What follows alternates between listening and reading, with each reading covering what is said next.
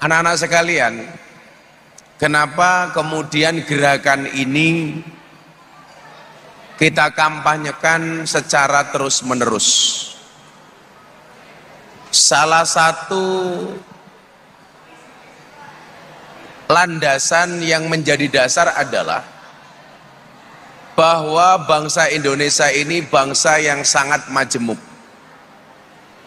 yang terdiri dari lebih 17.000 pulau, lebih dari 1.700 suku bangsa, lebih dari 736 bahasa, dan ada 6 agama yang ada di dalamnya. Tentunya ini kemudian ketika tidak dimanage dengan baik akan memunculkan gesekan-gesekan di antara satu dengan yang lain. Disitulah kemudian kita bangga kenapa bangsa ini kemudian bisa bersatu, disatukan melalui satu buah ideologi, yaitu Pancasila. Yang kemudian membuat saya khawatir adalah pemahaman anak-anak dan siswa didik terhadap kebangsaan dan keagamaan itu menurun, terutama di wilayah kebangsaan. Kenapa demikian? Karena sistem pendidikan di Indonesia hari ini tidak mengajarkan kepada siswa didik untuk mencintai bangsa ini. Beda halnya angkatan saya ke atas umpamanya. Bagaimana anak-anak itu diajarkan untuk mencintai negaranya? Dengan cara apa? Mengajarkan kurikulum yang berbau kebangsaan. Dulu kita punya mata pelajaran namanya PSPB, Pendidikan Sejarah Perjuangan Bangsa. Di situ diajarkan bagaimana murid mencintai bangsa dan negaranya. Sehingga saat itu kita hafal dan kenal nama-nama pahlawan, Pak.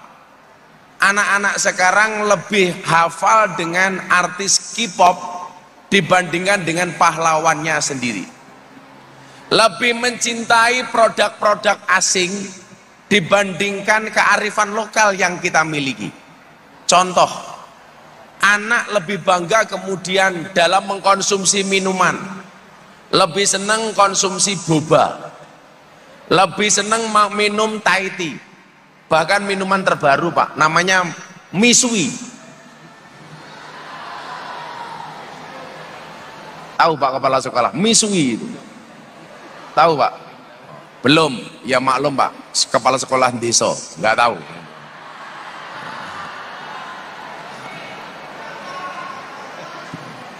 Bapak nggih pirsa?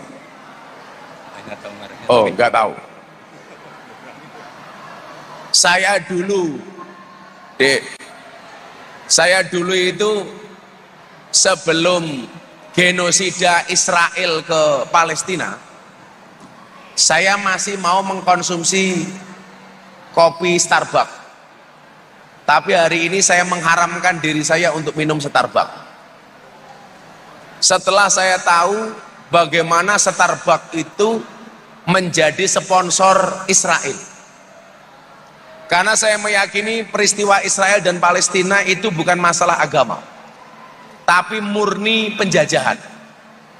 Mungkin ada yang belum paham, saya kasih tahu. Israel itu dulu datang nggak punya wilayah sebagai tamu, tapi karena merasa nyaman tinggal di Palestina, disambut dengan baik oleh Palestina, Israel merasa nyaman, tuan rumahnya mau diusir. Dan sekarang yang terjadi Anda saksikan seperti itu.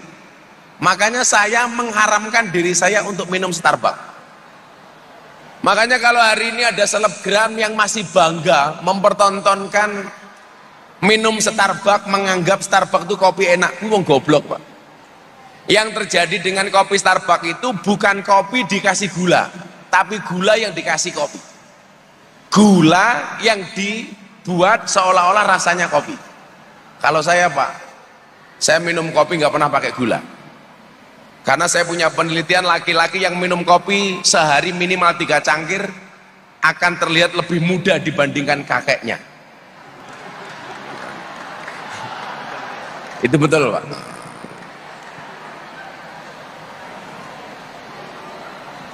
Bapak minum kopi?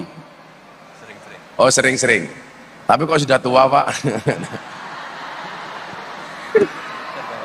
Oh, terbawa umur. Yang jelas kita laki-laki itu prinsipnya seperti kopi, Pak. Pahit sih, tapi banyak yang mencintai.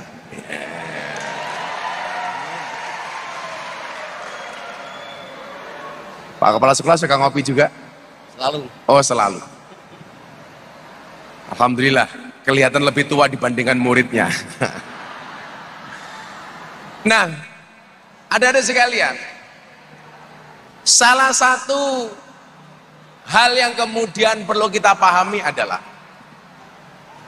bangsa yang besar itu adalah bangsa yang mau berkreasi dan berinovasi untuk masa depan tanpa harus melupakan sejarah dan masa lalu.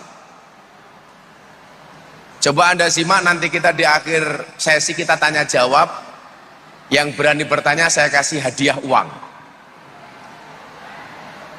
Kalau soal ngasih uang saya itu jadi kebiasaan, Pak. Ya minimal saldo saya lebih stasioner dibandingkan Pak Kepala Sekolah lah. Nanti adik-adik silakan tanya atau saya bertanya Anda menjawab. Bangsa yang besar, bangsa yang mampu menatap masa depan dengan penuh kreativitas tanpa harus meninggalkan sejarah dan masa lalu. Kita mungkin hari ini siswa didik bisa lebih maju dan lebih pintar dibandingkan orang tua dulu. Saya, Pak, sekarang mohon maaf, kalau disuruh mengerjakan soal matematika anak saya SD, saya sudah nggak mampu. Karena dulu ketika sekolah pelajaran yang paling saya benci itu adalah matematika.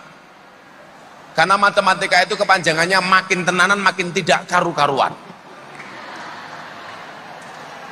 Walaupun, tapi saya satu hal, Pak, SMA itu kan jurusannya cuma 2 ya, IPA sama IPS. Tapi walaupun di sekolah jurusannya cuma IPA sama IPS, yakinlah ketika berkeluarga ujiannya adalah ekonomi. Ekonomi. Nah, saya itu paling nggak suka matematika, Pak. Paling nggak suka. Dan nggak bisa hitung-hitungan. Tapi pinter nyari duit, Pak. Kita ini hidup di satu masa di mana anak-anak kita hari ini mungkin lebih cerdas dibandingkan orang tua hari ini. Tapi yang perlu kalian ingat satu. Apa yang dulu orang tua alami itu belum tentu kemudian kita bisa dapatkan hari ini. Contoh, Pak, di mana-mana saya bilang, ilmunya orang dulu itu kadang-kadang nggak nalar, nggak ilmiah, nggak logis, tapi mandi, Pak. Contoh, dulu kalau saya diajak bapak saya ke kota, di tengah jalan kok saya kebelet ngising, pipis, apa yang dilakukan oleh orang tua terdahulu? Anaknya kon gegem watu, Pak, ngesaki watu. Apa hubungannya kebelet ngising karo gegem watu? Ternyata mandi, Bu. Lali karo ngisingnya mergo fokus nyekeli watu. Contoh lagi adik-adik, ilmu-ilmunya orang dulu. Cantengan. Walaupun sekarang mungkin sudah nggak ada penyakit cantengan. Masih ada nggak, Pak, sekarang cantengan itu? Kalau dulu cantengan jempole abu, apa ilmunya mbah kita dulu? Kon nglebokke bol pitik, silet pitik ya, Pak ya. Apa hubungannya canteng kalau silet pitik? Ternyata jawabannya anget. Percaya, Pak, silet pitik anget? Nggak percaya silakan dicoba.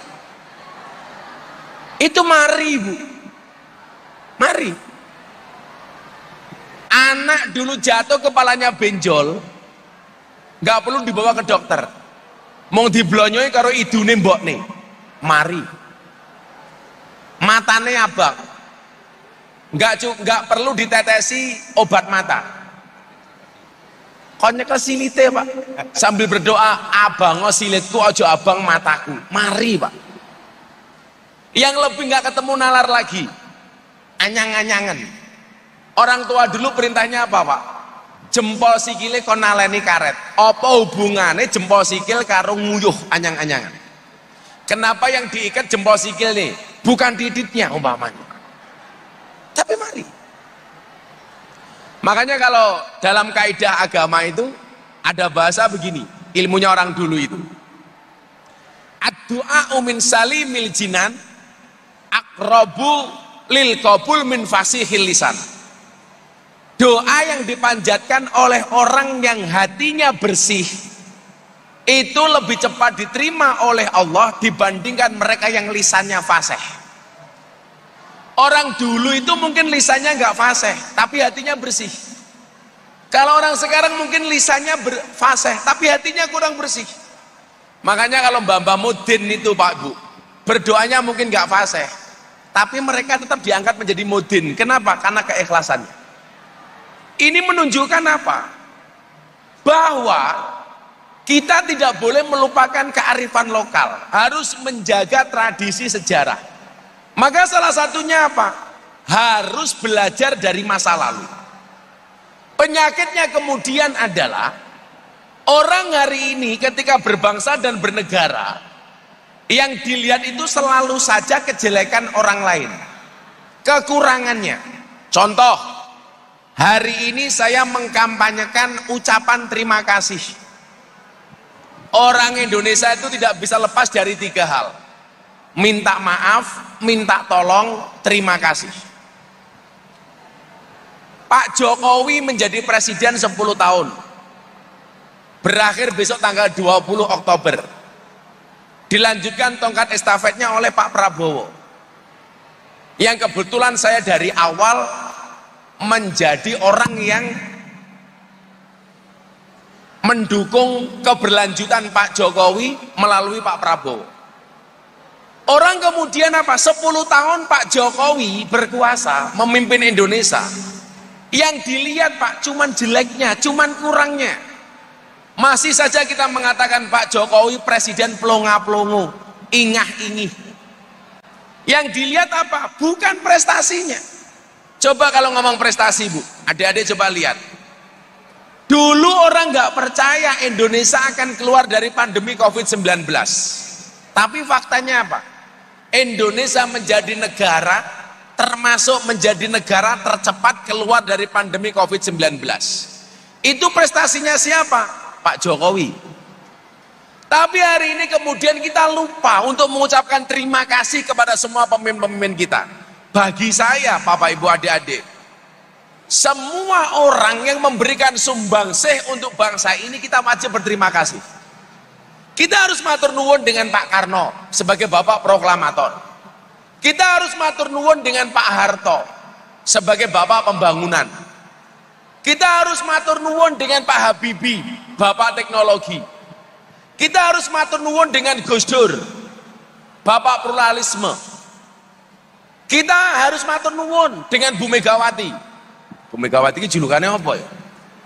Kalau Pak Harto Proklamator, Pak Harto Pembangunan, Habibie Teknologi, Gus Dur Pluralisme, Megawati apa ya?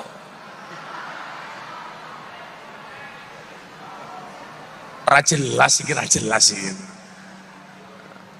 Kalau Pak SBY apa meneh ya? Bapak Pemerataan Pembangunan Nasional. Pak Jokowi kalau terlalu banyak julukannya. Tapi siapapun itu coba kita hargai mereka. Saya tuh nggak sepakat Bu. Kalau anak-anak ditanya, Dek, siapa presiden pertama? Soekarno.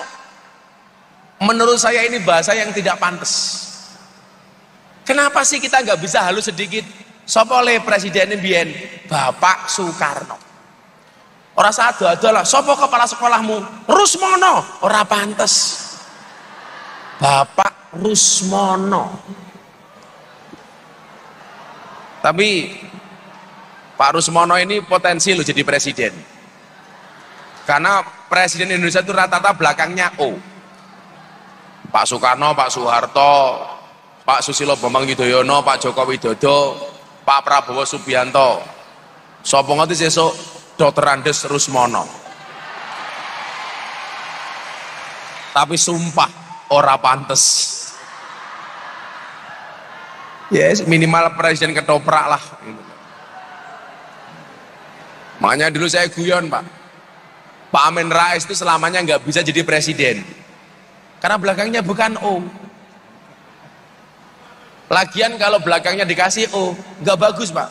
Amin Raiso, Raiso Pak. Nah, Pak Camat masih Haryono, lumayan lah Camat. Nah, perlu kemudian kita melihat kebaikan-kebaikan orang itu. Bahkan dalam konteks yang diajarkan oleh Nabi Muhammad, Nabi itu bahkan mengajarkan kepada kita untuk menghormati orang yang kita benci sekalipun.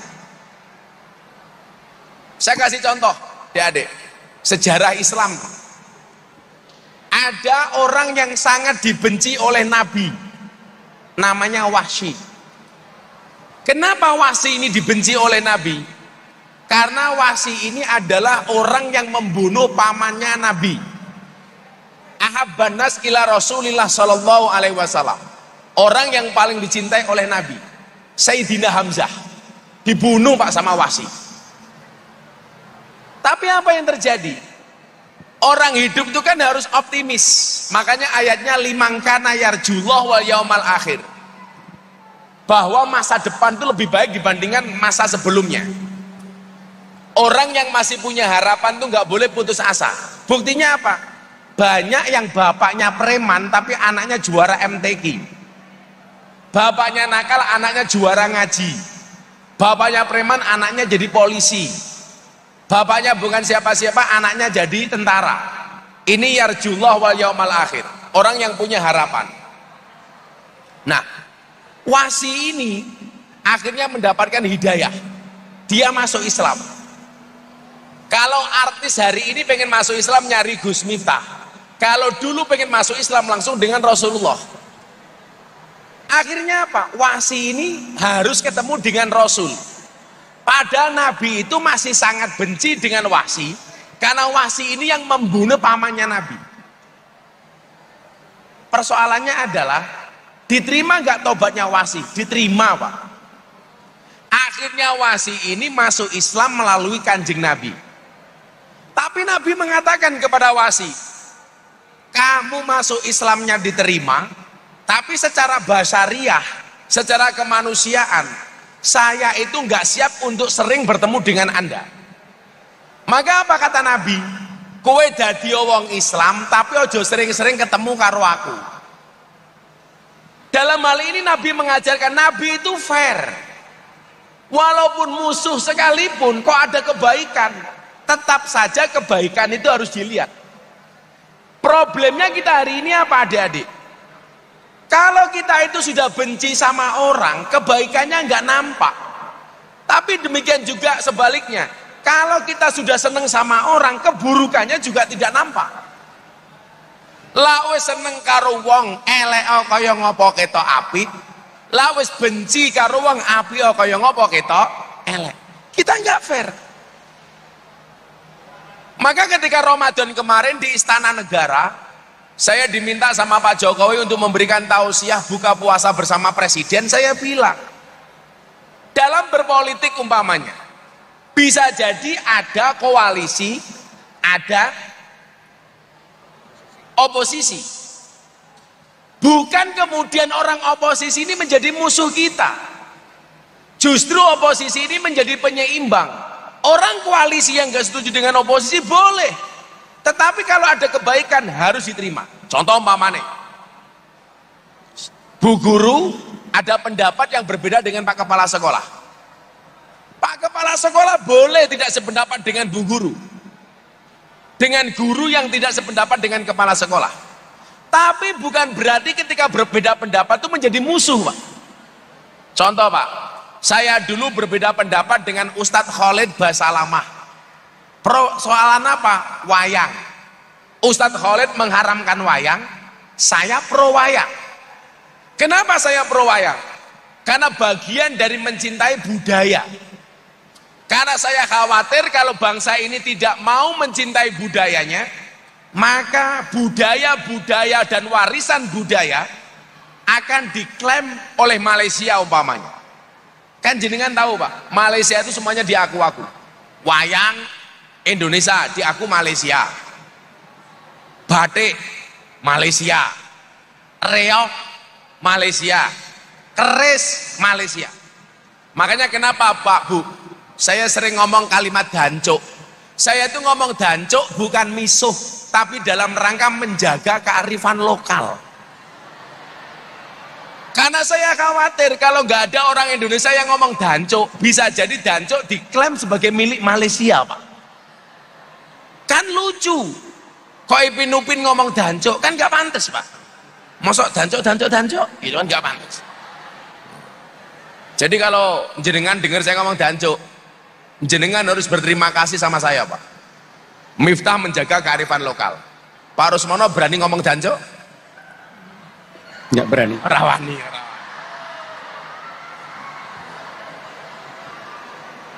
Pak Rusmono nggak berani ngomong dancuk bukan berarti suci, karena sok suci.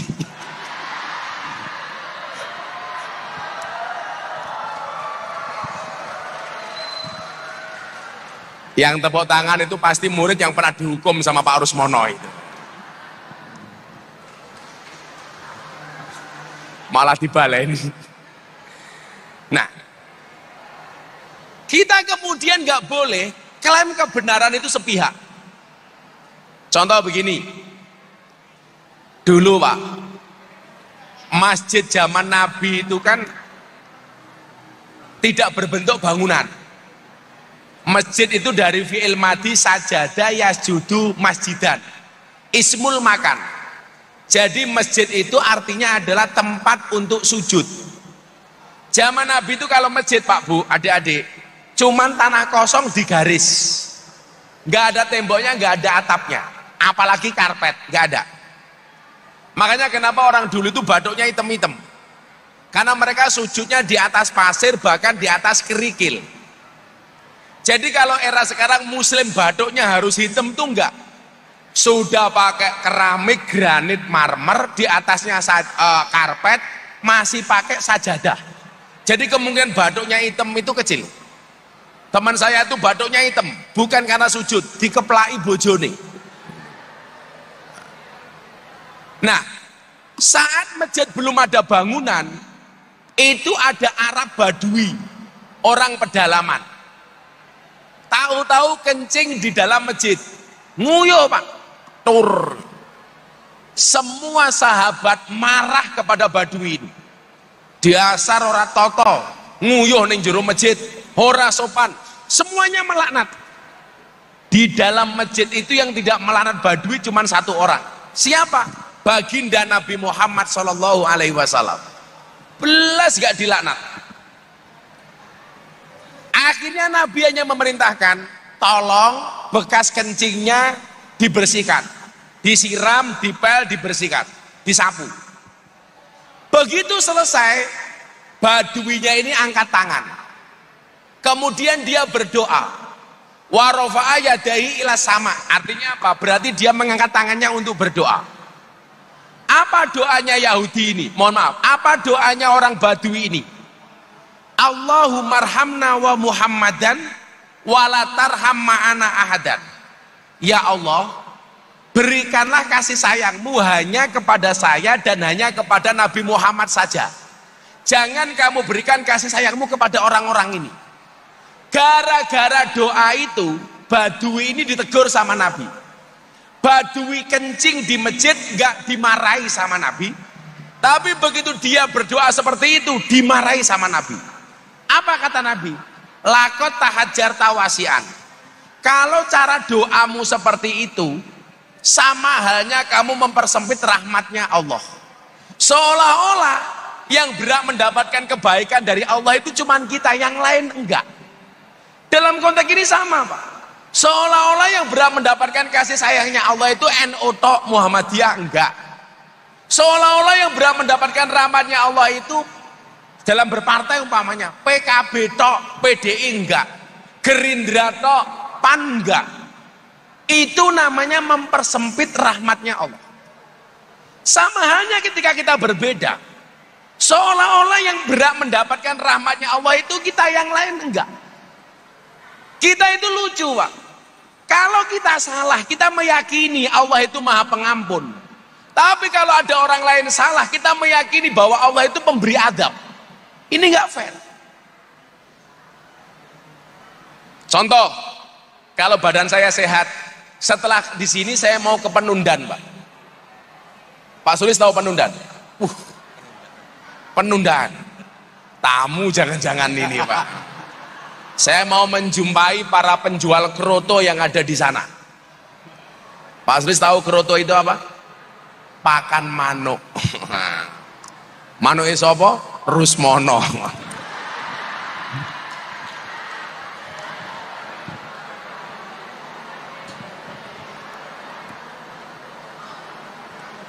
Pertanyaan sekarang begini, kenapa kok saya masih mau mendatangi tempat seperti itu? Sederhana saja, yang berhak mendapatkan hidayah dari Allah itu tidak hanya kita, tapi juga mereka yang berada di lokalisasi. Makanya kenapa saya masih rajin belusuan ke klub malam? Mungkin delok apa ya? Oh matane Pak Sulis gak usah lihat.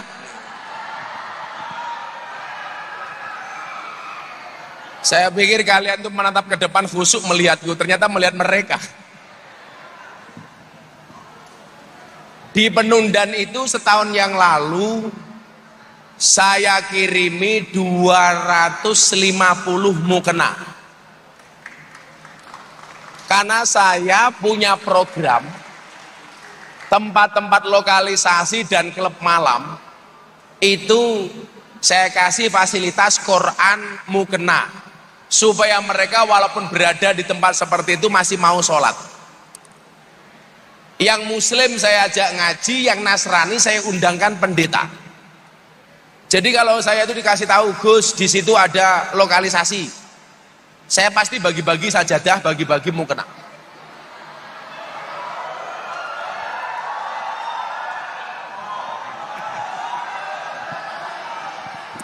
Pak Rusmono jangan lihat.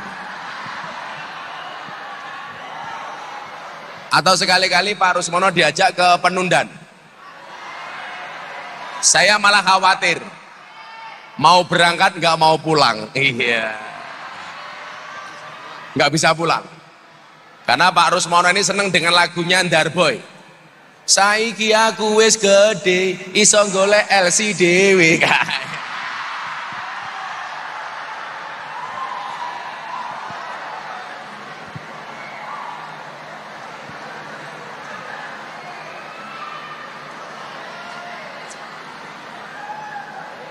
Nah, sekarang loh Pak, anak-anak itu lagu-lagunya bener kayak gitu loh. Makanya kan ngapalke lagu-lagu nasional kebangsaan tuh udah hafal saya. Wis ra tau diajarke, nggak ada ujiannya. Bendino lagune ambiar. Saya kira lakon nyanyi lagi lagu bangsaan nggak ngerti Pak. Lagu-lagu nasional nggak ngerti. Ngertine yo cinta siapa?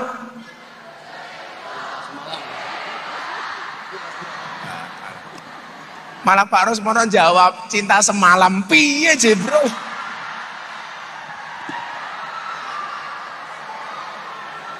Bahaya kepala sekolah. Ini Pak Rusmono yang jawab, kula teng Penundan Gus. Ngopo? Ndereke Pak Sulis. Nah, pertanyaan sekarang begini, ngapain sih kok saya masih repot-repot mau mendatangi tempat-tempat seperti itu? Saya itu kalau mau ngambil zona nyaman Pak, Bu, anak-anak ya, saya itu ditawari berulang kali sama Pak Prabowo dan Mas Gibran untuk menjadi Menteri Agama, tapi saya menolak. Sebulan yang lalu saya masih dipanggil Pak Prabowo, Gus serius nggak mau jadi menteri? Enggak Pak. Ya sudah, jadi wakil menteri dulu latihan. Enggak Pak. Karena mikir saya begini, lah aku jadi menteri Pak, kuwi ketoke wis ora mungkin blusukan ning lokalisasi meneh. Mosok menteri ketemune londe-londe kan ora pantes itu.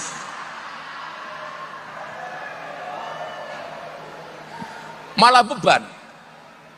Saya bilang sama Pak Prabowo, gak usah lah Bi, saya tak bantu Bapak di bidang yang lain saja, saya gak usah jadi menteri. Loh teman-teman Nasrani itu Pak, teman-teman gereja itu seneng banget kalau saya mau jadi menteri agama. Kenapa? Karena saya dianggap tokoh toleran. Karena dulu ada penelitian di 7 provinsi yang mayoritas orang non-Islam, yang banyak orang non-Islamnya, bukan mayoritas. Itu ada survei, siapakah tokoh agama Islam di Indonesia yang paling dianggap toleran. Ternyata menghasilkan 7 nama. Nomor 1, Kiai Haji Abdurrahman Wahid, Gus Dur. Kurang toleran apa Gus Dur itu? Makanya di makamnya Gus Dur itu ada tulisan, di sini terbaring pahlawan kemanusiaan, pahlawan pluralisme. Itu Gus Dur. Makanya saya itu berani ceramah di gereja, dapat undangan dari orang Nasrani. Yang saya contoh itu Gus Dur. Makanya kenapa dulu Gus Dur zaman Orde Baru dimusuhi Pak. Dulu Gus Dur pernah Pak rapat sama kiai-kiai, diawasi sama Intel. Gus Dur tahu rapatnya diawasi sama Intel, akhirnya Gus Dur bilang, mulai sekarang kita ngomong pakai bahasa Arab saja. Intelnya mumet ndase, pulang. Begitu sampai kantor ditanya sama komandannya, Intel, apa tadi hasil rapatnya Gus Dur dan para kiai? Dijawab sama Intelnya, aman komandan, Gus Dur dan para kiai hanya saling mendoakan. Jadi ngomong Arab dikira ndonga. Nomor 2, ada nama Kiai Haji Hasyim Muzadi, tokoh yang dianggap toleran, mantan ketua umum PBNU. Kemudian yang ketiga, ada nama almarhum Kiai Haji Zainuddin MZ, dai sejuta umat. Yang keempat, ada almarhum Profesor Dr. Buya Syafi'i Ma'arif, mantan ketua umum Muhammadiyah. Yang kelima, ada nama Profesor Dr. Quraish Shihab, bapaknya Najwa Shihab, dianggap toleran. Nomor 6, ada Profesor Dr. Said Agil Sirot, mantan ketua umum PBNU. Dan yang nomor 7 dianggap tokoh agama Islam yang sangat toleran di Indonesia adalah Miftah Maulana Habibur Rahman. Aku bilang asli dan kamu memberikan salib. Di saat aku beribadah di Istiqlal, namun engkau ke katedral. Di saat biomu tertulis Allah Subhanahu wa Ta'ala dan biomu tertulis Yesus Kristus. Di saat aku mengucap Assalamualaikum dan kamu mengucap Salam. Di saat aku mengejak Al-Quran dan kamu mengejak Alkitab. Kita berbeda saat memanggil nama Tuhan. Tentang aku yang menengadahkan tangan dan kau yang melipatkan tangan saat berdoa. Aku, kamu, kita. Bukan Istiqlal dan katedral yang ditakdirkan berdiri berhadapan dengan perbedaan namun tetap harmonis. Andai saja mereka memiliki nyawa, apa tidak mungkin mereka saling mencintai dan menghormati antara satu dan yang lainnya. Terima kasih. Salam. Assalamualaikum warahmatullahi wabarakatuh. Itu cuplikan ceramah saya di peresmian gereja katedral di Jakarta Utara. Di luar negeri, ceramah saya di gereja itu dipuji-puji. Sementara di Indonesia saya dicaci maki. Postingan tadi itu diposting, potongan tadi itu diposting sama sahabat saya Master Deddy Corbuzier. 24 jam diposting, ditonton 7 juta kali. Yang komentar berapa? 100.000 komentar. Mayoritas mencaci maki saya. Miftah goblok, Miftah kafir. Saya dibilang kafir karena saya ceramah di gereja, Pak. Saya dibilang Miftah goblok. Saya jawab, ora apa-apa goblok, tapi laris. Daripada aku pinter, cangkem murah payu, aku yang ngono Pak. Saya dibilang, Miftah ceramah di gereja kafir. Saya bilang, ora masalah, sahadat meneh, aku yang ngono Pak. Alasan saya dibilang kafir itu karena saya masuk tempat ibadah agama orang lain. Saya mau tanya, kalian pernah nggak ke Prambanan atau ke Borobudur? Pernah masuk Prambanan? Pernah. Pernah masuk Borobudur? Berarti kalian kafir. Karena masuk tempat ibadah agama orang lain. Kok gampang banget mengkafirkan orang? Nah, artinya begini. Kenapa kemudian itu perlu saya sampaikan? Bahwa Islam itu hadir rahmatan lil alamin. Rahmatan lil alamin itu berarti apa? Konteks kebaikan kita itu tidak hanya berlaku untuk orang baik, termasuk mereka yang belum baik.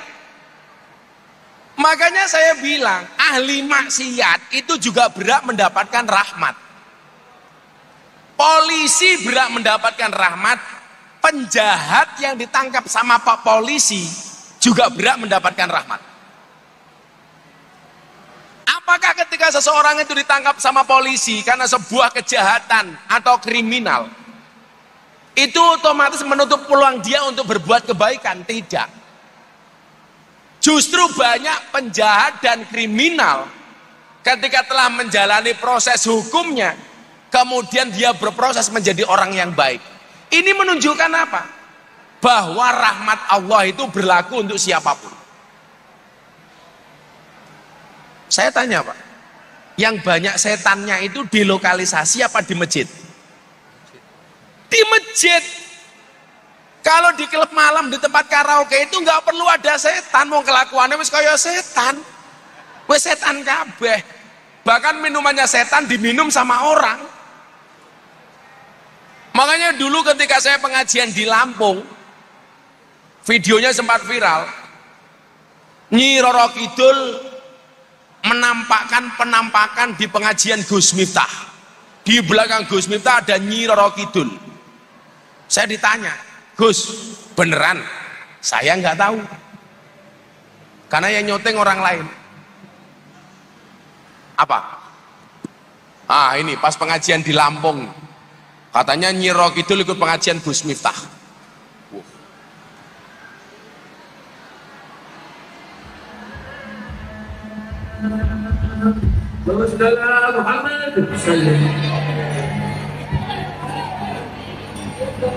Itu Gus Miftahnya ada sosok kayak Gus Miftahnya.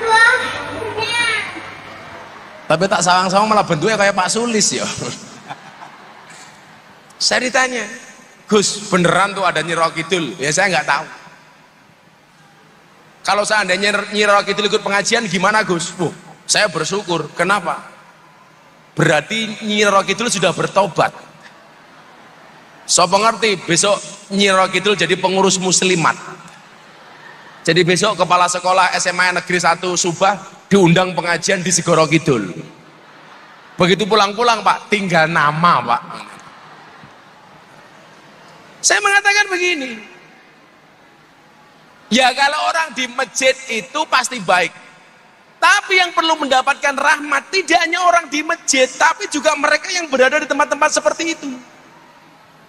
Nah, makanya Nabi kemudian marah ketika ada orang memonopoli kebaikan, seolah-olah kebaikan Tuhan itu hanya untuk kita. Tapi orang lain tidak berhak umpamanya. Di sini kemudian saya ngajak anak-anak sekalian, ayo kita berpandangan yang lebih luas lah. Bahwa di dalam berbangsa ini mungkin kita berbeda. Beda pilihan politik. Kemarin sempat ada pilihan 1, 2, 3. Tapi begitu selesai ya sudah, Pak. Kita berbeda agama dengan orang lain. Kita Islam sama orang Kristen. Ya sudah. Kalau mau jadi orang Kristen, jadilah orang Kristen yang baik. Kalau mau jadi orang Islam, jadilah orang Islam yang baik. Yang merusak itu siapa? Yang merusak itu adalah orang yang tidak taat dengan agamanya sendiri, tapi suka menjelek-jelekan agamanya orang lain. Ini nggak fair, Pak. Makanya kalau saya sederhana saja, orang Kristen saya dukung masuk gereja. Kenapa? Karena gereja itu fasilitas untuk menjadi orang Kristen yang baik. Orang Islam saya dukung masuk masjid. Kenapa? Karena masjid itu fasilitas untuk menjadi orang Islam yang baik. Kalau orang Islamnya baik, orang Kristennya aman. Kalau orang Kristennya baik, orang Islamnya aman. Kalau orang Islamnya baik, orang Kristennya baik, Hindunya baik, Budanya baik, Konghucunya baik, maka Indonesia aman. Karena saya meyakini beda agama itu bukan musuh, tapi partner dalam kebaikan. Dan itu ada di dalam Negara Kesatuan Republik Indonesia. Nah, untuk itu adik-adik, Pancasila mengajarkan kepada kita bahwa apapun perbedaan yang ada di antara kita, itu perbedaan itu untuk mempersatukan, bukan untuk meretakkan. Perbedaan yang ada untuk saling menguatkan, bukan untuk saling melemahkan. Itulah syarat untuk menjadi bangsa yang besar di bawah Negara Kesatuan Republik Indonesia. Sudah, sekarang sesi tanya jawab saja. Saya itu hari ini agak malas ngomong soalnya. Kamu tanya, saya jawab. Masing-masing pertanyaan saya kasih uang 300.000. Ayo 2 cowok 2 cewek dulu.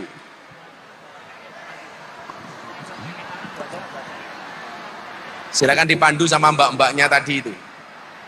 Ayo siapa? 2 anak laki-laki, 2 anak perempuan yang mau bertanya. Pilih, Bu. 4 orang dulu, 2 cewek, 2 cowok. Udah, ceweknya 2 aja. 2, iya. Yang cowok 2, iya.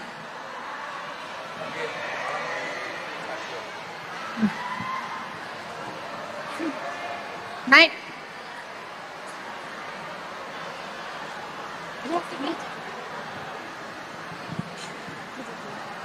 Ya, sini dekat aja sini. Baik sini. Dah itu. Dikasih mic-nya, Bu. Ya, namanya siapa? Nggih, izin memperkenalkan diri, Gus. Perkenalkan, nama saya Syifa Nugrahayu, biasa Siapa? dipanggil Syifa. Dari kelas 12. Kelas 12. IPA apa IPS? IPA IPS, Gus. Kebetulan kurikulum merdeka. Oh, cita-citanya pengen jadi apa sih, Pak? Pengen jadi orang sukses. Apa? Orang sukses itu apa? Copet yo kowe sing sukses. Maling yo no sing sukses. Kamu pengen jadi apa? Pengen jadi polwan, Gus. Oh, polwan. Yang ngomongnya polwan no sukses. Polwan yang sukses. Karena tidak semua polwan sukses. Polisi yang sukses. Karena tidak semua polisi sukses. Berarti kamu besok pengen jadi polisi? Amin. Kenapa pengen jadi polisi? Supaya bisa mengayomi masyarakat, Gus. Wis, mengayomi masyarakat. Aku mau ditangkap polisi, asal polisinya kamu. Iya. Apa sih Pak pertanyaannya? Mau tanya apa kamu? Ya, izin bertanya, Gus. Kami kan sebagai anak muda seringkali dianggap remeh dalam berpendapat mengenai nasionalisme. Namun beberapa dari kita sebagai anak muda memiliki rasa nasionalisme yang tinggi. Contohnya seperti saya sebagai ketua OSIS dan teman-teman saya kamu di ketua organisasi OSIS? lain. Terus? Nah, apa memang betul sebagai anak muda itu mempunyai rasa nasionalisme yang rendah, makanya setiap berpendapat itu tidak didengarkan? Dan saya pernah lihat di beberapa sosial media juga beberapa dari anak muda sudah terpapar radikalisme. Apakah data seperti itu betul, Gus? Dan bagaimana cara kita sebagai anak muda untuk bisa meningkatkan rasa nasionalisme seperti itu, matur suwun? Ya. Yang pertama, demokrasi itu mengajarkan kita untuk mendengar dan didengar. Ketika seseorang mau didengarkan tetapi tidak mau mendengarkan, itu bukan demokrasi. Demokrasi itu memberikan kebebasan seseorang untuk memilih dan dipilih, untuk mendengarkan dan didengar, untuk didukung dan mendukung. Artinya apa? Kalau saya punya prinsip sederhana saja, kalau saya minta didengarkan sama orang, maka saya juga harus menjadi pendengar yang baik. Demokrasi itu mengajarkan kita tidak bisa memaksakan kehendak. Saya tidak bisa memaksa Siva, Siva tidak bisa memaksa saya. Menghormati kebebasan berpendapat. Cuman, mohon maaf, kebebasan itu juga ada batasnya. Karena kalau kebebasan itu tidak ada batasnya, maka berpotensi adanya radikalisme. Radikalisme itu salah satu awal mulanya apa? Karena adanya kebebasan yang tidak dibatasi.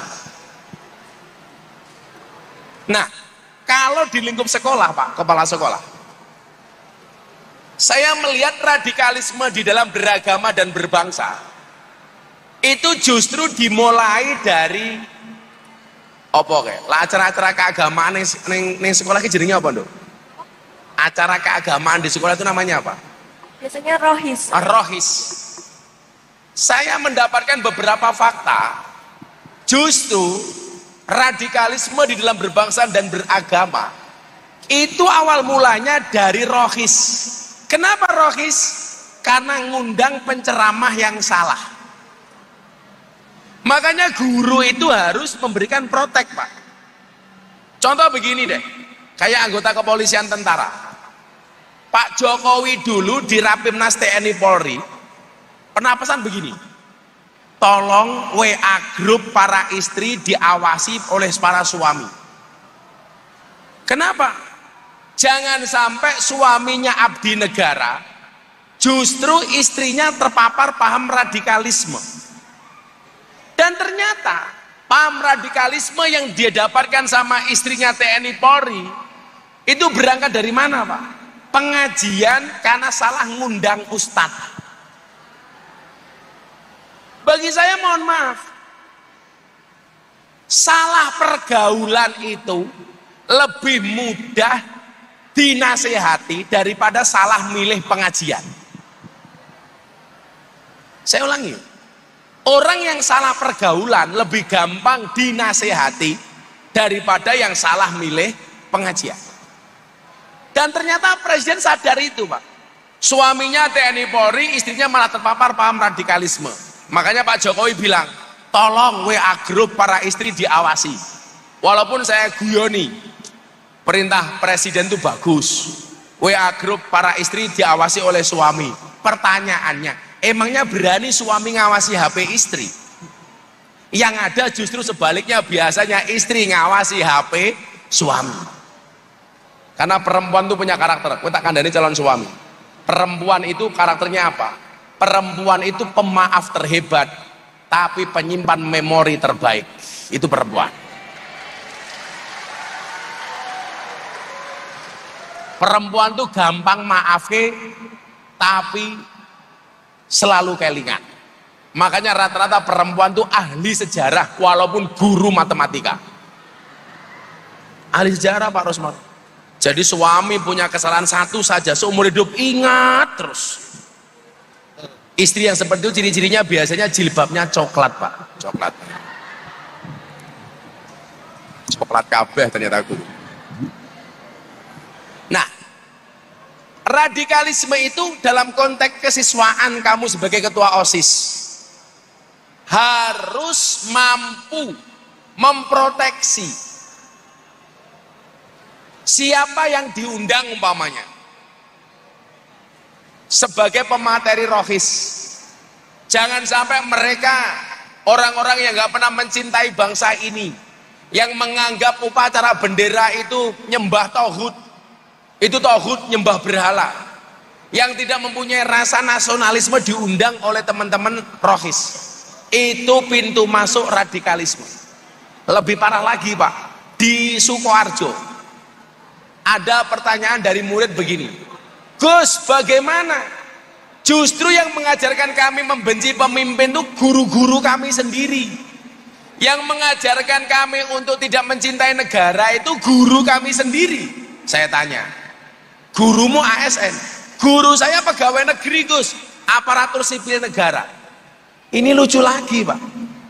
Mangan digaji negara, urip difasilitasi negara, tapi nggak mau mencintai negara, yo mandeka dadi PNS, ora usah dadi guru negeri sing ngantri akeh cuk. Aku yo ngono to. Masa hidup dibayar oleh negara nggak mau mencintai negaranya Pak? Contoh guru di Boyolali, gurunya mengharamkan siswanya untuk upacara bendera. Dia mengatakan apa? Hormat merah putih itu tidak ada dalilnya. Ini otaknya keblinger. Maka kamu sebagai ketua OSIS harus berperan di situ. Ya, ayo lanjut. Izin perkenalkan diri, nama saya Bayu Syaputra dari kelas 12. Panggilannya siapa? Bayu. Banyu. G. Banyu. Bayu. Banyu. G. Lah kowe ngomongin kemanya Bayu ngono ya. Sing gagah nang wong lanang. Siapa jenengmu? Bayu, Pak. Oh, Bayu. Masa Banyu. Malah kaya kancane Ragil kowe. Bayu, cita-citanya pengen jadi apa Bayu? Jadi orang sukses, Pak. Alah, padha karo Siva, sukses apa? Sukses dunia akhirat. Sukses dunia. Lah ya carane kepiye? Gimana, Pak? Germo ki ono sing sukses. Cita-cita itu yang konkret, bukan abstrak kayak rupamu. Konkret. Apa? Jadi apa? Ya kalau bayang-bayangnya sih masih antara jadi guru sama di masinis, Pak. Pengen jadi? Antara guru sama di KAI. Antara guru atau masinis. Kalau saya berprinsip, orang hidup itu seperti naik kereta. Ya. Tetap berada di atas jalurnya, jangan berhenti sebelum sampai tujuan, ada yang menghalangi, tabrak. Selama kita benar, terus ojo mandek. Ono sing ngalangi, tabrak. Malah Bayu jawab, sing ngalangi Rusmono, tabrak.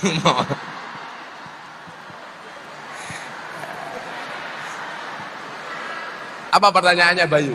Ini Pak, kan sekarang itu udah zamannya medsos itu memuncak ya Pak, teknologi. Zamannya? Pak. Zamannya teknologi memuncak. Jadi kan hampir setiap orang pegang HP, pegang medsos, bahkan anak kecil pun sekarang udah pegang HP main begituan Pak. Jadi ya kalau semisal seandainya kita itu nggak sengaja masuk ke sebuah perkumpulan agama Pak, entah itu di medsos atau di dunia nyata, itu awalnya itu mereka nyebar hal yang baik, tetapi itu lama-kelamaan agak menjurus ke hal yang lain seperti paham radikalisme. Itu kalau kita sadar itu kan bisa kita mulai keluar Pak. Kalau di perkumpulan di media sosial kita bisa langsung keluar tanpa kita masalah. Tapi kalau semisal kita perkumpulannya sama teman, itu kan otomatis teman pasti curiga dan merusak hubungan kita. Jadi sikap kita bagaimana Pak? Kalau semisal kita sadar dan bagaimana kalau kita tidak sadar Pak? Ya, pertanyaannya bagus banget ini. Si Bayu, Bay. Ini kalau anak kiai panggilannya Gus Bay. Gus Bay. Gus itu kalau NO Pak, kalau Muhammadiyah guys. Gus itu kalau NO Muhammadiyah guys.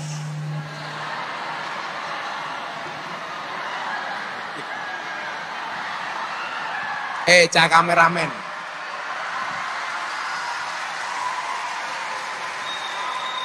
Sing mau zoom kuwi rupa-rupa sing lucu. Umpamane Pak Rusman nembe ngowoh, aku mak zoom. Apa sapa jahil di zoom, lah sing apik-apik aja mak zoom. Kan sekarang modelnya begitu, suka mencari-cari kesalahan orang lain. Iya.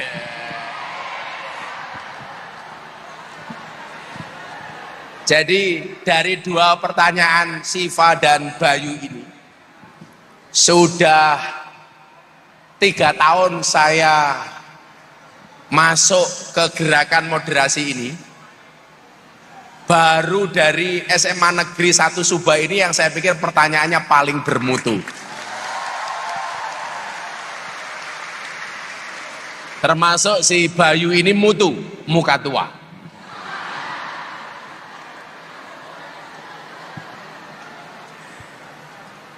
Semoga-moga Bayu jadi masinis sing numpak keretone si Polwan Siva. Iya.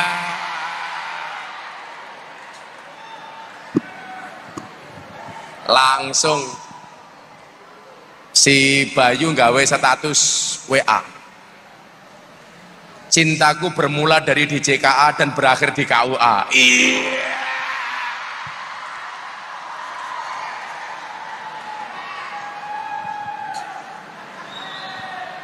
Tapi kayaknya Bayu dan Siva beda pemikiran. Bayu mikir Siva, Siva mikir sebelahnya. Ya. Lu kaget.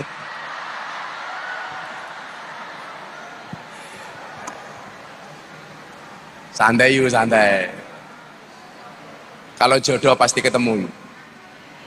Ketemunya di mana? Di pelaminan. Sebagai apa? Sebagai tamu. Wah.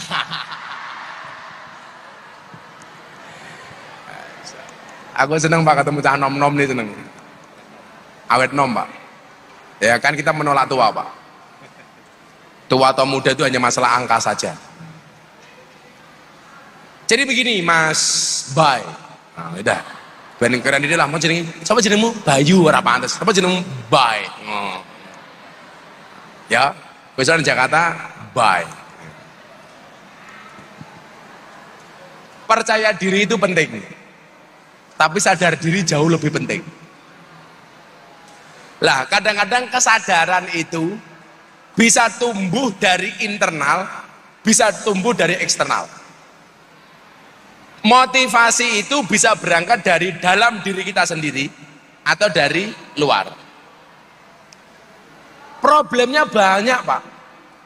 Orang itu kalau sudah terjebak paham radikalisme, itu untuk lock out itu susah. Lock-outnya susah. Salah satunya apa? Karena merasa nggak enak sama teman. Sekarang pertanyaannya begini, teman yang baik itu menurut Bayu definisinya seperti apa? Cekal mike. Teman yang baik itu definisinya seperti apa? Yang peduli Pak. Yang peduli toh? Yang peduli dan empati, bukan? Yang peduli, empati, simpati. Makanya kalau dikatakan khairul ashabi mayadulluka alal khairi, sebaik-baik teman itu adalah orang yang menunjukkan kamu kepada kebaikan. Kalau Al-Fudail bin Iyad mengatakan begini, yaji'u fi akhir zaman aqwamun yakununa ikhwanal alaniyah wa a'da as-sarirah. Akan datang satu masa di mana saat itu ada sebuah kaum yang terlihat baik di hadapan kita, tetapi menjadi musuh kita di saat di belakang kita. Kalau di hadapan kita dia kelihatan baik, kalau di belakang justru menjelek-jelekkan kita. Ono ras model konco sing ngono kuwi. Banyak. Oh, ono wonge ya teko. Ya nyekel mik. Nah, perasaan gak enak itu harus dibuang. Kenapa? Karena ideologimu lebih penting dibandingkan komunitas temanmu seperti itu. Karena yang perlu diingat, su'ul khuluqi yu'di. Akhlak yang jelek itu menular. Sing apik kuwi diajarke urung mesti dilakoni. Sing elek ora perlu diajarke, kadang-kadang dicontoh. Maka di situ kamu harus tegas sebagai seorang laki-laki. Keluar. Karena hari ini pintu masuk radikalisme salah satunya melalui medsos. Maka saya pesan sama anak-anak, kalau gabung di komunitas medsos, mbok yao diproteksi. Nggak semua akun di follow. Saya itu sekarang begini Bu, mengkampanyekan posting kebaikan. Kenapa kebaikan itu harus diposting? Karena kalau kebaikan itu tidak diposting, maka yang FYP di medsos itu justru konten jelek, konten maksiat. Kenapa yang jelek-jelek ini selalu FYP? Karena yang baik nggak pernah diposting, atas nama nggak mau pamer, atas nama takut dituduh ria, takut dibilang nggak ikhlas. Santai aja yuk, ikhlas itu seperti keset, diinjak-injak tetap welcome. Tetap welcome. Makanya kalau ada komentar seperti itu kamu sadar, keluar. Orang usah nunggu suwe, metu. Kesuwen. Ayo kamu. Iya kamu malah liatin aku aja kamu. Baik, terima kasih atas kesempatannya Gus Miftah. Perkenalkan, nama saya Desti Alfiana dari kelas 12. Panggilannya? Panggilannya Desti. Oh, tak pikir panggilannya Bu Bayu gitu ya. Sabar yuk, sabar. Cita-citamu pengen jadi apa? Orang sukses tak ajar. Mau jadi guru. Oh, jadi guru. Lah, golek bojo guru yuk. Lah punya istri kayak Bu Guru itu enak. Masuk kamar, pasti langsung ditanya, "Papa, masih ingat pelajaran kemarin?" Iya. Kamu jawab, "Lupa, Mama." Nah, pasti istrimu langsung jawab, "Ayo Papa, ulangi lagi." Iya. Kamu pengen jadi guru apa? Mau jadi guru sosiologi. Oh, sosiologi. Tak pikir biologi. Kalau guru biologi enak. Kamu tanya sama istri, "Mama, yang ini apa namanya?" Oh, no, iya.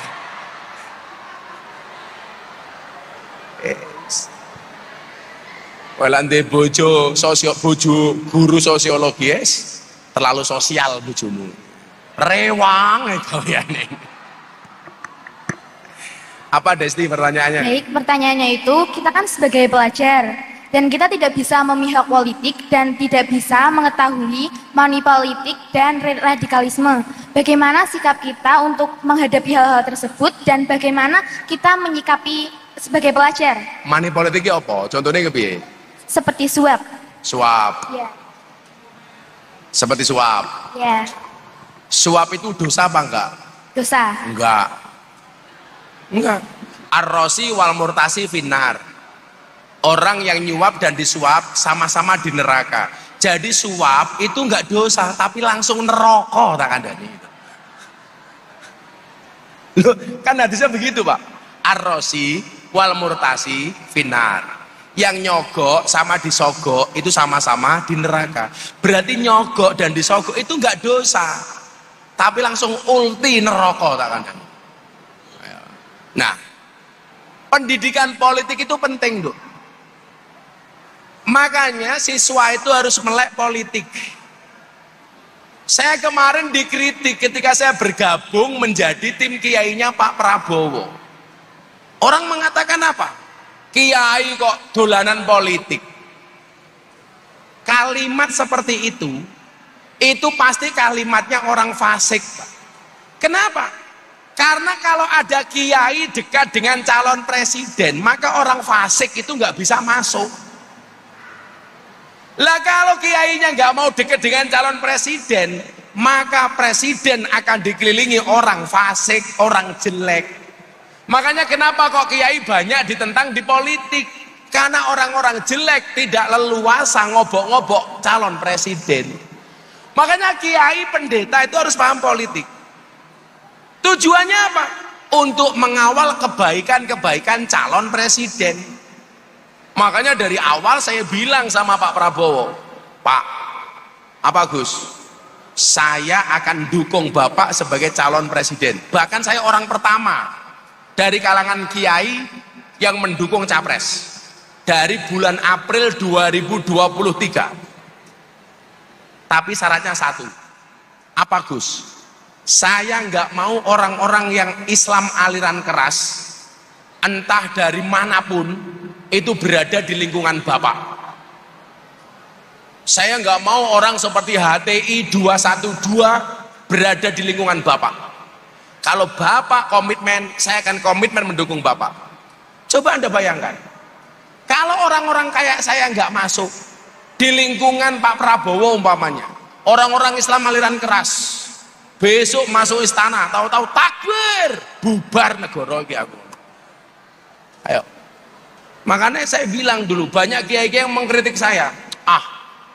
Gus Miftah ngopo dukung Pak Prabowo. Sekarang kiai-kiai berterima kasih sama saya. Makanya hari ini saya mendapatkan gelar baru, AKBP. Aku kiainya Bapak Prabowo. Wow. Ini goyang gemoy pertama kali di pondok saya. Pas ulang tahun pondok kemarin, Pak. Besok September ini ulang tahun pondok saya, tanggal 21 September.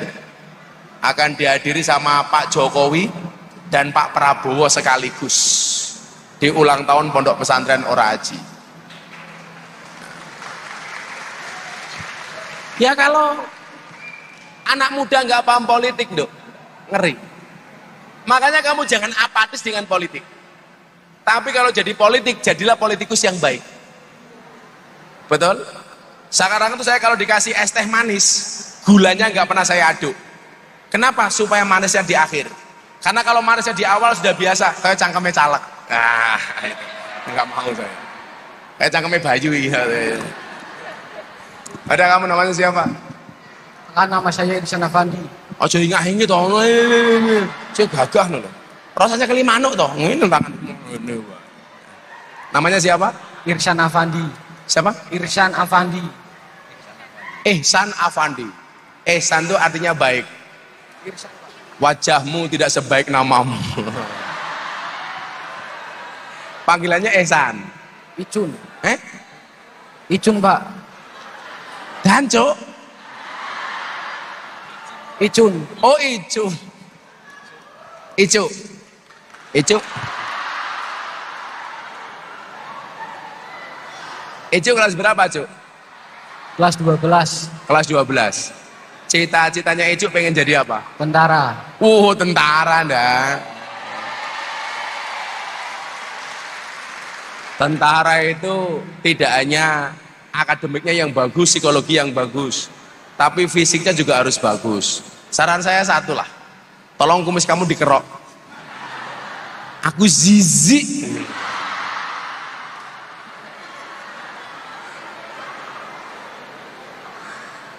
Jadi saya punya pengalaman, Cu. Santri saya itu tes terakhir di tentara itu gagal gara-gara giginya jelek. Giginya jelek. Makanya kamu giginya harus bagus. Walaupun panitianya tak seneni. Ngopo santriku nggak ditompo jadi tentara? Giginya jelek, Gus. Apa hubungannya tentara karo gigi? Ya ada, Gus. Ora iso. Tentara ki tugasnya perang. Perang ki tembak-tembakan, ora cokot-cokotan. Aku yang ngono. Lah untungmu kudu apik, Juk.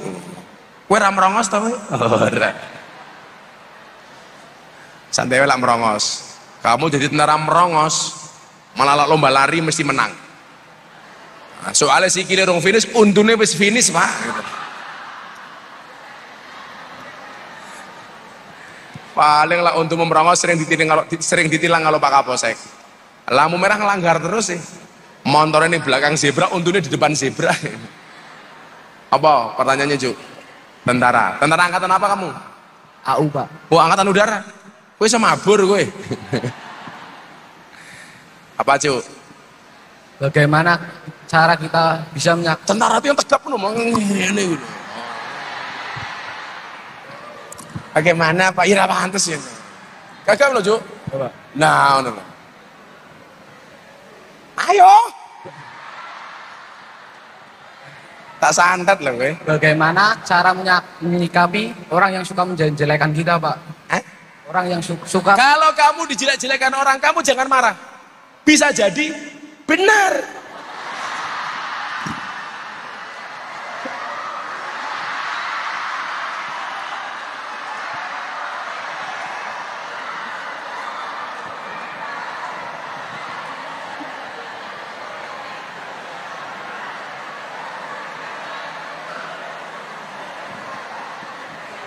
Bagi teman-temannya Icu yang mengatakan Icu jelek, saya nggak terima. Icu itu nggak jelek, jelek banget.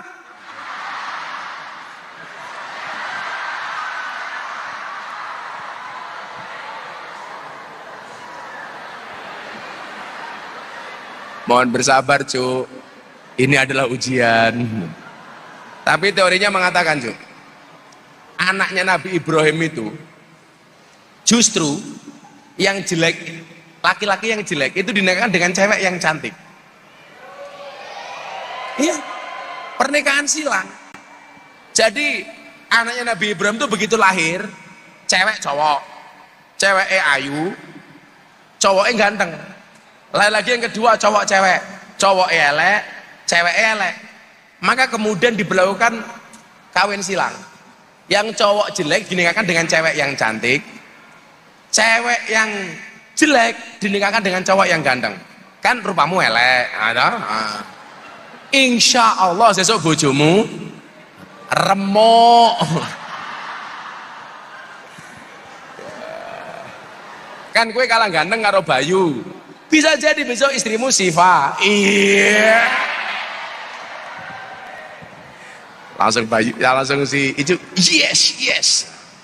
Tapi sorry, Icuk sama Siva beda keyakinan. Icuk yakin mau, Siva yakin nggak mau gitu loh. Bagaimana sikap kita kalau kita dijelek-jelekkan? Cuk, tak kasih tahu. Kasih tahu. Kamu coba lihat di TikToknya Gus Miftah. Gus Miftah itu sering ngomong, kalau kita dijelek-jelekkan berarti kita baik. Kalau kita direndahkan berarti kita tinggi.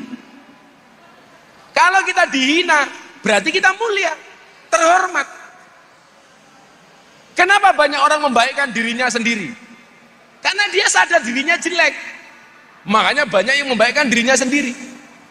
Jadi kalau kamu dijelek-jelekkan, yuk bersyukurlah. Yang penting kamu tidak menjelek-jelekkan.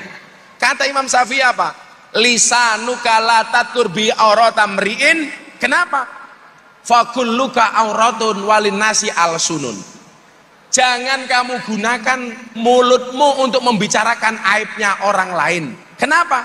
Karena setiap kamu punya aib, setiap orang punya mulut. Kalau kamu dijelek-jelekan, santai. Gus Miftah itu loh, hasil dijelek-jelekan orang. Kamu masih ingat dengan orang namanya Gus Nur?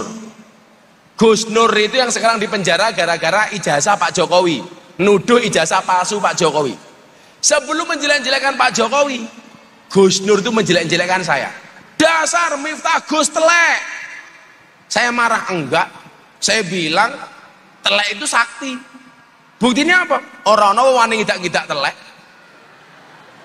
Kok nganti Icuk ngidak telek? Mesti dinglang. Aduh, telek. Tapi lucu nih Icuk, ngerti telek malah diambung. Telek apa ya? Goblok Icuk.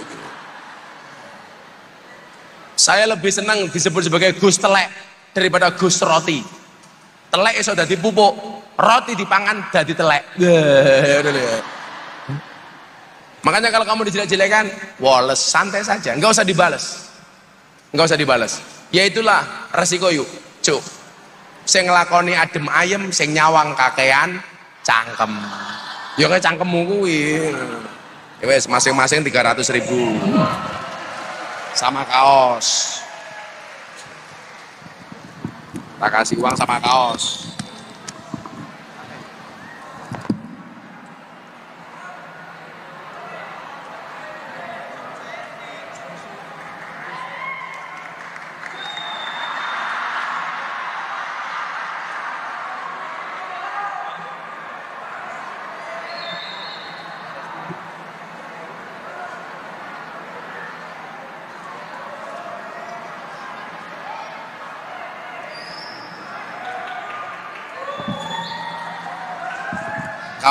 Kaosnya dibuka.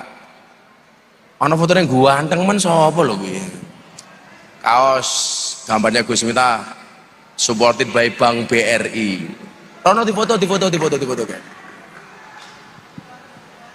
Kamu ngajak.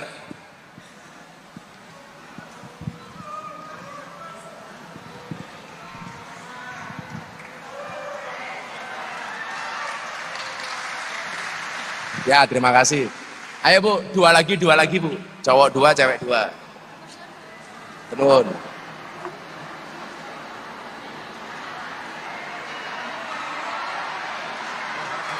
Ditunjuk sama Bu Guru, ditunjuk sama Bu Guru. Biar gak rebutan. Yang nunjuk Bu Guru. Oh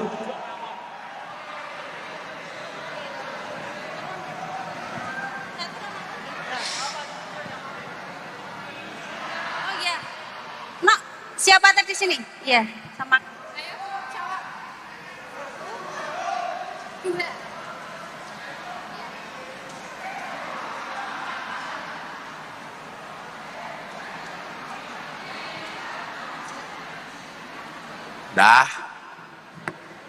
Dah, kamu. Izin memperkenalkan diri, perkenalkan nama saya Intan Aini Nadifa dari kelas 12 AB1. Cita-citanya pengen jadi apa, Intan? Pingin jadi guru. Guru juga. Oh, kenapa pengen jadi guru?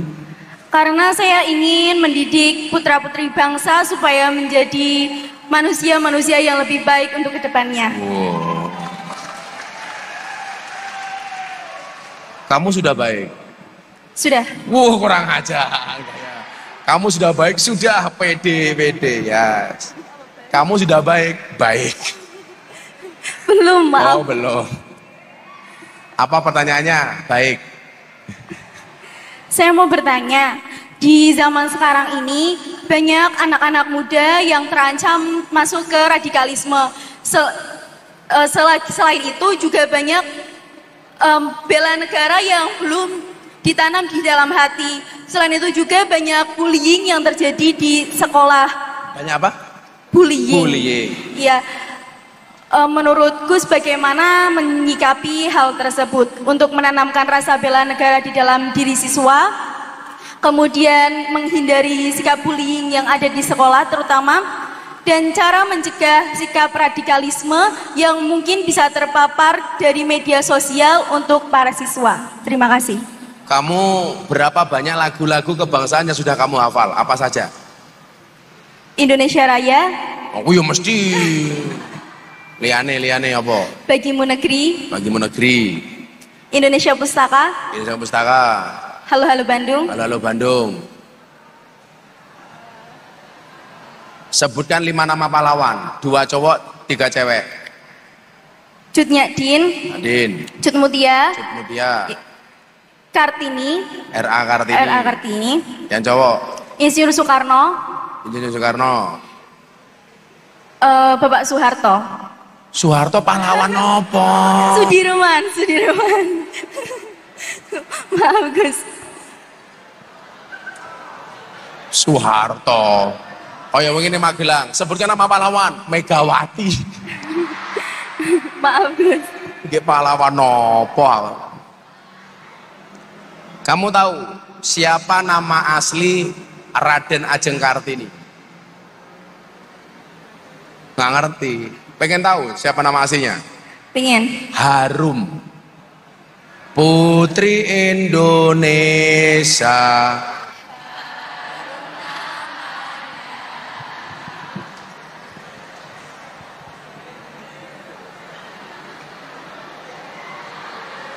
Gemes. Saya mau tanya dulu. Di ruang-ruang kelas atau di space-space di gedung kamu ini, kamu dapati nggak gambar-gambar pahlawan? Wonten. Di kelasmu ada? Wonten. Gambarnya siapa? Kebetulan di kelas 12 sekarang saya tidak ada. Tapi di kelas... Di ruangan mana yang ada gambar-gambar pahlawan? Iki salahnya Rusmono iki.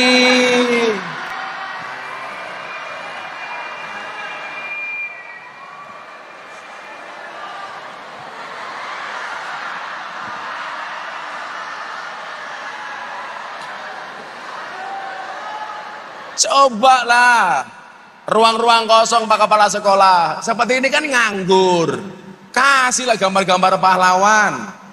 Anak-anak di kelas, selain masang gambar presiden dan wakil presiden, kasihlah gambar pahlawan yang diidolakan. Dulu Pak Bu, guru saya itu bilang begini, di kamar kamu dipasang gambar pahlawan 1 waktu itu. Karena saya mengidolakan Mbah Hasyim Asy'ari, pahlawan nasional sekaligus pendiri Nahdlatul Ulama, saya pasang gambarnya Mbah Hasyim Asy'ari. Itu sederhana Pak, tapi penting. Cobalah tugas ini, komite sekolah, dorong guru dan murid untuk masang gambar-gambar pahlawan. Kalau bapak yang sepuh-sepuh ini ngapunten Pak, dulu mbah kita tuh mengajarkan cinta negara dengan cara apa? Belanda Roma Pak, dikasih bendera merah putih. Ya, orang-orang sekarang yang tua-tua itu masih menjaga itu. Rumah dulu kan nggak ada plafonnya Pak, nggak ada internetnya. Jadi di ruang tamu lihat ke atas, yang dilihat ngitung isuk karo merah putih. Wow, malam Jumat cek kelon karo bojone ndelok merah putih, semangatnya 45 Pak, merah putih umpamane. Sekarang itu sudah nggak ada lagi Bu. Jangan salahkan kalau anak-anak kita tuh sekarang taunya cut keke, cut mini, cut tari, nggak tahu cut mutia. Kenapa? Karena memang nggak ada ikhtiar ke sana. Makanya harus ditanamkan sejak muda. Bagaimana? Kamu cintai, Nduk. Kamu cintai produk-produk dalam negeri. Itu bela negara. Bela negara itu tidak harus kemudian bawa senjata, melu perang. Sama halnya kita bela Palestina itu tidak harus berangkat ke Palestina perang, enggak. Mendoakan mereka, support, tidak mendukung produk-produk yang selama ini berkolaborasi dengan Israel. Itu bagian dari mendukung Palestina. Mencintai bangsa juga seperti itu. Kita itu lucu Pak, jago, netes di Indonesia, tumbuh kembang di Indonesia, jadi jago besar juga di Indonesia. Jenenge jago apa? Pitik ini Dok, pitik Bangkok. Kenapa bukan pitik Subah umpamane? Jambu, tukule ning Indonesia, gedene Indonesia jenenge jambu Bangkok. Ya ora Nduk? Rumput tumbuhnya di Subah jenenge rumput Jepang. Karena kita sendiri nggak pernah bangga dengan apa yang kita miliki. Lah aku kon ngombe bangsa apa iki? Aku kurang tahu, Pak. Ngombe misui kurang tahu aku. Boba apa itu saya nggak ngerti. Makanya dulu saya seneng ada lagu judulnya Joko Tingkir ngombe dawet, itu seneng saya. Walaupun ada kiai yang mengatakan itu ngenyek Joko Tingkir, kalau saya enggak. Justru lagu itu saya dukung. Bukan penghinaan. Kenapa Joko Tingkir ngombe dawet? Karena saat itu adanya cuma dawet, degan sama kopi. Yang salah itu kalau Joko Tingkir ngombe boba, wih salah. Soalnya zaman Joko Tingkir ora ono boba. Jadi membela negara itu dengan hal-hal kecil saja yang bisa kamu lakukan. Disiplin kamu ikut upacara bendera, itu bagian dari bela negara. Di sekolahmu masih ada upacara apa enggak? Masih. Kamu disiplin, tidak ketinggalan, tidak telat, itu sudah bagian dari bela negara. Dari yang kecil-kecil saja ya, Dok. Oke. Ya. Malah ngelamun. Perkenalkan, nama saya Nenza Aditya dari kelas AB3. Siapa? Nenza Aditya. N-E-N-Z-A. Nenza. Nenza. Nerza, jenengmu mangel to kaya rupamu. Nerza pengen jadi apa Nerza? Apa? Pengen jadi apa? Oh. Lah, niku pertanyaannya Gus. Apa? Niku pertanyaannya. Loh, pertanyaannya kamu pengen jadi apa? Enggak, kan saya itu kan apa bingung siapa cita-cita. Gue bingung. Iya. Oke, toh kamu bingung yo. Soalnya lihat itu apa? Lihat di mana kayak lihat tentara pengen jadi tentara, lihat pengusaha pengen jadi pengusaha gitu Gus. Oh, kayak, jadi dia bingung. Delok tentara pengen jadi tentara. Delok polisi pengen jadi polisi. Delok londe pengen jadi ya buatan Gus. Terus kesimpulannya kamu pengen jadi apa? Apa? Kesimpulannya kamu pengen jadi apa? Lah itu biar saya mantep pengen jadi apa itu ngejarnya gimana Gus? Biar fokus ke satu cita-cita toh.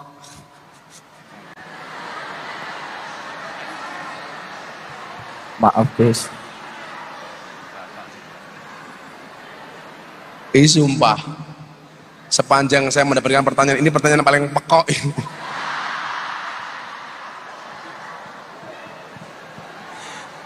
Piye carane saya fokus kepada cita-cita saya. Yang penting sesuai dengan passion kamu. Indah itu bila pada posisi yang tepat. Contoh rambut. Rambut ini kelihatan indah karena berada di atas kepala kita. Tapi begitu terlempar dari kepala, harus jadi rapi. Contoh, rambut masuk ke makanan. Orang jijik untuk makan karena ada rambutnya. Itu baru rambut, urung untu. Apa mana untunya gul rawon umpamane. Ayo.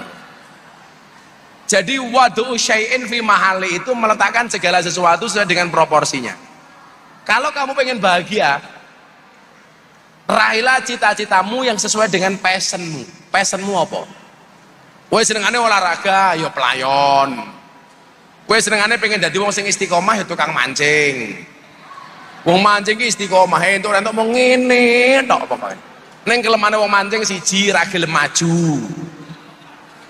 Nyemplung kolam goblok. Jadi pengen fokus gampang. Saya tepatnya di mana? Passionmu apa? Senengmu karo apa? Lakoni. Tekati, tekuni, telateni. Sugih ora wajib, kere ora dosa. Tugasmu nyambut gawe. Ora-ora soal hasil urusane karo Gusti Allah. Ngono wae. Tekati, tekuni, telateni. Sugih ora wajib, kere ora dosa. Gus, matur Gus. Ngono wae kok. Ayo. Sebelumnya perkenalkan nama saya Citra Ayu Lestari. Siapa? Citra. Citra. Dari kelas 12 AP2. Kayak Lawson ya. Kayak Lawson. Citra. Cita-citanya Citra pengen jadi apa? Citranya Cita pengen jadi apa? Guru Gus. Guru juga. Ya. Ayo, apa pertanyaannya? Kan di sekarang itu radikalisme itu sudah ada di media sosial maupun pengajian-pengajian juga banyak orang-orang yang memaparkan mengenai radikalisme. Nah, orang-orang yang sudah mengetahui apa itu radikalisme, kemudian mereka jadi mengikuti ajaran-ajaran yang diberikan orang-orang yang memaparkan radikalisme itu. Nah, kita jika ada orang-orang di sekitar kita yang sudah mengikuti aliran radikalisme itu, bagaimana cara kita untuk memberitahu atau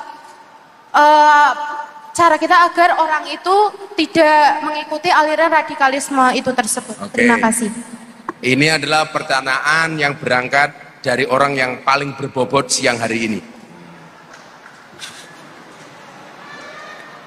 Pertanyaannya berbobot dari orang yang berbobot.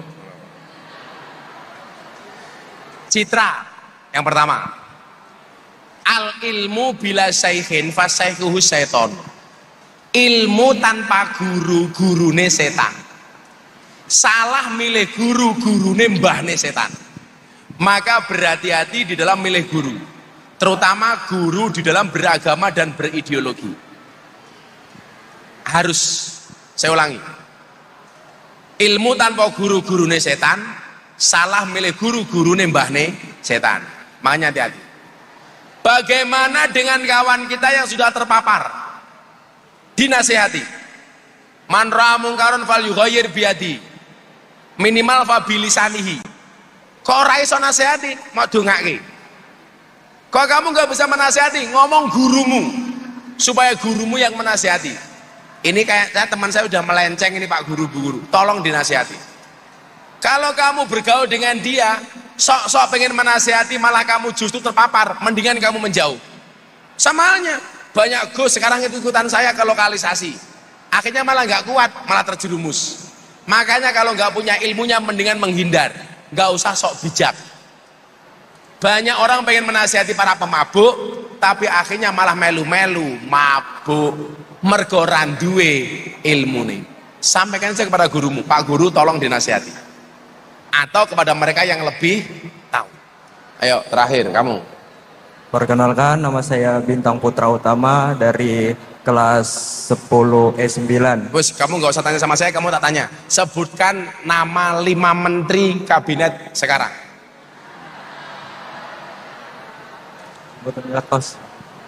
Nama menteri sekarang ini loh, menterinya Pak Jokowi ini sapa wae kok orang ngerti loh. Oh, kenter iki. Masa jeneng menteri nggak ngerti? Coba mau eleng-eleng. Mau eleng-eleng nama-nama menteri.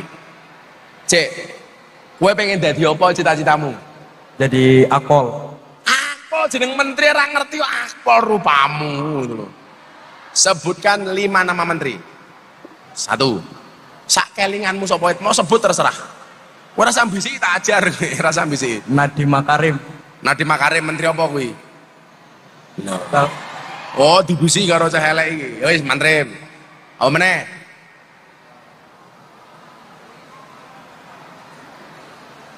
Mosok akpol ora ngerti menteri iki lho. Menteri Pertahanan. Pak Prabowo. Ndene ngerti loro. Menteri Dalam Negeri. Orang ngerti. Pak Tito orang ngerti. Menteri Luar Negeri. Wedok nganggo bando.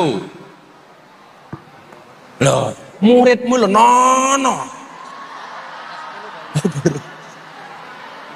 Pak Rusmono Powinto lah jawab, maklum Gus baru masuk, alah ngeles lo ah. Masa orang ngerti? Menteri apa lagi? Menteri sing mau eling-eling. Sebutkan nama politisi sing mau eling-eling ning Indonesia sapa? Nama politik, politikus. Tahu? Lucinta Luna. Wes ini, sebutkan 5 nama artis. 5 nama artis, sebut no. Tinggangomik, sebutkan 5 nama artis. 1. Gus Miftah. Ya lah, artis bokep apa artis apa?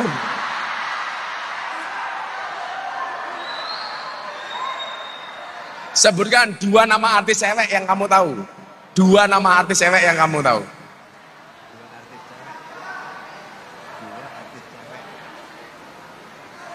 Sebutkan nama penyanyi idola kamu.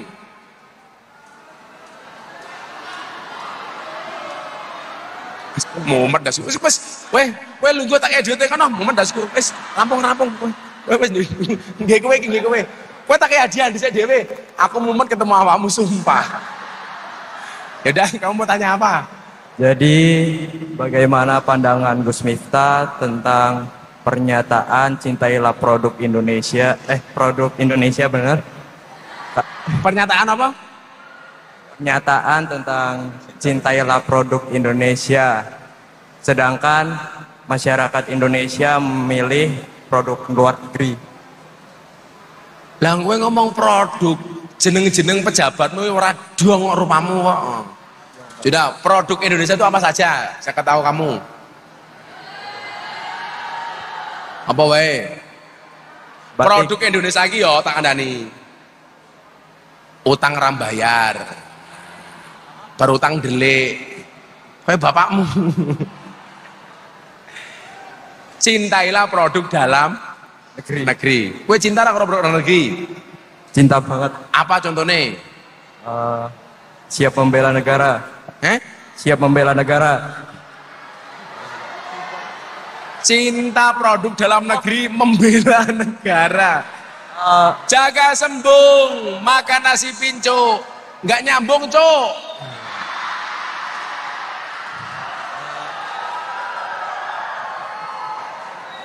Produk dalam negeri kok membela negara gitu. Membuat produk sendiri. Lah ya apa? Gawe anak dhewe ngono. Membuat kreativitas sendiri, Pak. Membuat kreativitas sendiri. Ya wes. Ya wes mandek guys, kesel. Yang penting gini, nggak usah ikut euforia asing. Nggak usah ikut-ikutan yang kelihatannya viral. Ikuti kearifan lokal bapak ibu gurumu. Atau kita tuh kan sering mengidolakan artis luar negeri, tapi kadang-kadang lupa dengan ajaran bapak ibu guru. Wes pesanku ning awakmu siji wae, manuto karo bapak ibumu, manuto karo gurumu. Wes mumet ndasku. Nyo, khusus kowe tak tambahin 100, wes kowe 400 dhewe kowe.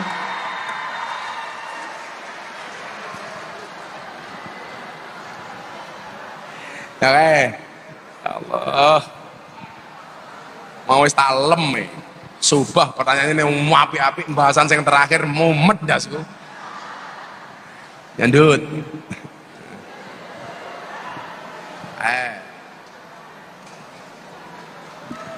Nyo, MC ini sangoni kae. MC ini sangoni, yo Bu.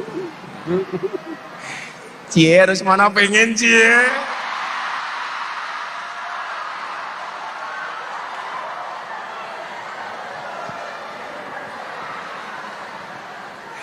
Ayo, kaosnya dibuka.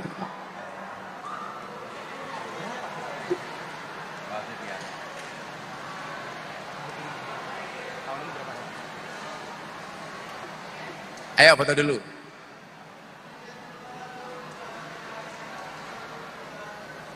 Oke. Alhamdulillah sudah jam 12. Saya harus melanjutkan aktivitas saya. Terima kasih Pak Kepala Sekolah, Pak Rusmono, dan Bapak Ibu Guru, dan adik-adik sekalian. Yakinlah bahwa semua di antara kita punya potensi. Enggak mungkin Allah tidak memberikan kelebihan di setiap kekurangan kita.